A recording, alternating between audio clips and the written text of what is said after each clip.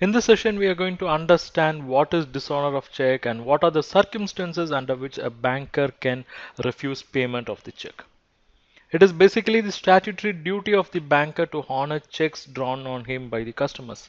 If a banker dishonors or fails to pay a check without sufficient reasons, he'll be liable to pay damages to the customers. So a banker should not refuse payment to the customer without a proper and valid reason. And again, he is not bound to honor the customer's check under certain circumstances. Those circumstances is what we are going to discuss. In that, number one is request by the drawer. The customer himself has requested the banker to not to pay a particular check issued by him. This request is called countermanding of payment by the drawer or stopping the payment by the drawer. In such cases, the banker is not bound to make the payment. The second situation is notice of customer's death. When a banker receives the notice of customer's death or comes to know about it, the banker should not pay the checks issued by the customer prior to his death. The banker should return the checks with the remark drawer deceased. Third circumstance is insanity of the customer. When a banker receives notice of insanity of the customer or comes to know of it, the banker should not pay the checks drawn by the insane customer. The fourth circumstance is insolvency. When a banker comes to know that customer has become insolvent, he should not honor the checks. The fifth circumstance is court order. When a bank receives the order from the court attaching the money belonging to the customer, the banker should not honor the checks. This court order is called garnishee order. The sixth circumstance is a notice of assignment. When a banker receives notice that his customer has assigned the credit balance in the account to another, the banker should not honor the checks.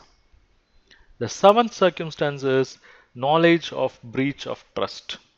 When a banker comes to know that customer operating the trust account misused the funds against the rules of the trust, he should not honor the checks.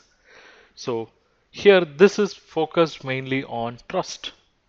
So when a banker comes to know that customer who operates this trust account is misusing, then he need not honor the checks.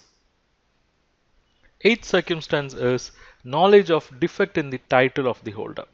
When a banker believes that the person presenting the check is not the real owner, the banker is not bound to honor the check. The ninth circumstance is insufficient fund. If insufficient money or if sufficient money is not available in the account of the customer, the banker should not honor the checks. The next circumstance is post-dated check. If a check contains a future date, the banker should not honor the check now. It can be honored only in the future date. The next circumstance is stale check. If a check is in circulation for more than 3 months, it is recorded as stale check or out of date. So the banker should not honor those checks. Then signature difference. If there is any difference between the actual signature of the drawer on the check and its specimen signature, the banker is not bound to honor the checks. Then irregular endorsement. If endorsement is not in the proper order, the banker should not honor the checks. Then words and figures differ. If the amount stated in the words is different from the amount stated in the figures, the banker should not honor the checks. Then comes alteration. If there is alteration of checks and such alteration is not confirmed by the drawer by putting his full signature, the banker should not honor the check. Then the next circumstance is form of the check. If the check is not properly drawn, then the banker should not honor the check. The last one is drawn on another branch. If a check is presented for payment at a branch other than one where the account is kept, the banker should not honor the checks. But again, with the core banking, there are changes in this particular point, but other points are very serious.